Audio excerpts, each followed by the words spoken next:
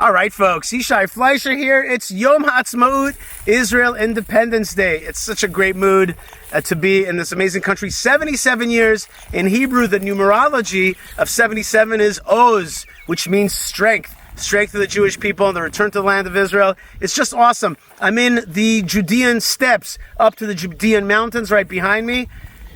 Beautiful day. Beautiful land, and we're celebrating independence that God has granted the Jewish people after 2,000 years of sojourn around the world. We're back home. Today, let us go back in time and enjoy the first temples, the first Commonwealth's beginning, and the first sense of independence after Joshua comes into the land of Israel. He establishes the Jewish kingdom. It starts first in Shiloh. 369 years did the Tabernacle, right? That's the little temple before the permanent temple. Did the Tabernacle exist in Shiloh? My friend and one of my mentors and one of the great people in Israel, Brigadier General Amir Avivi, went to Shiloh to remember its past and understand its importance today. So on Israel Independence Day, let's go to Shiloh and remember our first independence, which led to the first temple, later on second temple, and now we're in the third temple period, working on that right now here in the good land, the land of Israel. So here's Brigadier General Amir Avivi with the story of Shiloh. We're situated in Shiloh, one of the first places the people of Israel, when they came from Egypt, went to. The first thing we see when we go in, the 12 tribes. And here in Shiloh, you can find the remains telling the story of the people of Israel that came here for 369 years, every single year. In this place, Joshua sat with the head of the tribes and divided the land here in Shiloh, in Samaria, not in Tel Aviv, right? And from here, the tribes went, each one to its territory. And this is settling. This is about making a connection with the land. I think that the most special thing is what's written at the bottom. Tribes become a nation. They lived all over the place, but they became one nation, just as we live today. And it's interesting to see that at the center of all this amazing, beautiful land is Shiloh.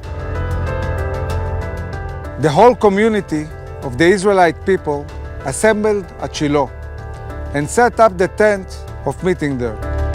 For 369 years, the tabernacle stood here. The prayer of Hannah was done here in Shiloh. Shiloh basically became the capital of Israel for a very, very long time, until the days of King David. So I believe that every single Jew, if wants to be really connected to his history and heritage, needs to come to this very, very important site and understand how important this place is for the Jewish people. We are sitting here exactly in the place where the ark stood, where the Mishkan. Mishkan in Hebrew means the place where God dwells, the place where God resides. This amazing place built exactly to the size it's described in the Bible. And it's so exciting, it's so amazing to be in such a place that connects us to our history.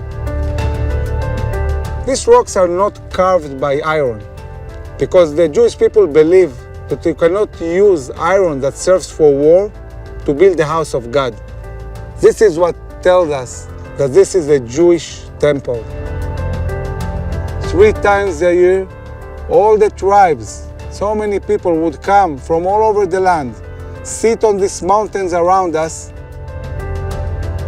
Wherever you come from the north, from the south, from the east or the west, you'll see from afar this very important place.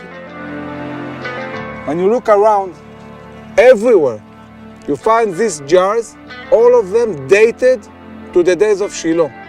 This is our connection. This is why Shiloh is such an important place.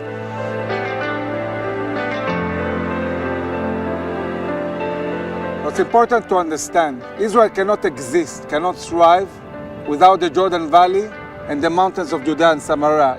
You want to control the land of Israel, you need to sit on these mountains, and the people of Israel understood that.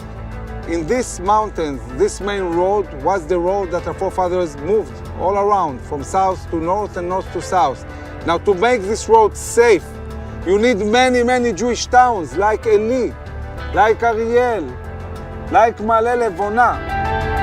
Jewish towns in Judea and Samaria are not a liability, they are an asset. When you drive the road and every few miles you have a major Jewish town, this creates security, this is security. I want to tell you an amazing story. A prophecy of Jeremiah, who told us that one day the people of Israel will come back to the land of Israel. Again, you will plant vineyards on the hills of Samaria. And here we are.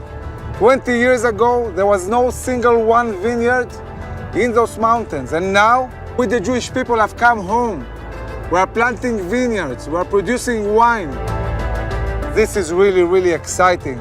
And I encourage every one of you to come and visit this amazing place and be part of this fulfilling of a great, great prophecy.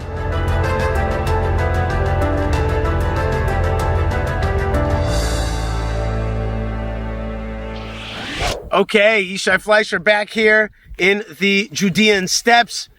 Such a beautiful day to be in this good land and to celebrate independence with you, because you're a fighter for Israel. So please check out the website that helps you fight for Israel and me fight for Israel, fightforisrael.org. Fightforisrael.org. Easy way to support the beautification, the building, and the teaching about the land of Israel. If you love our programming, then please go to buymeacoffee.com/Yishai.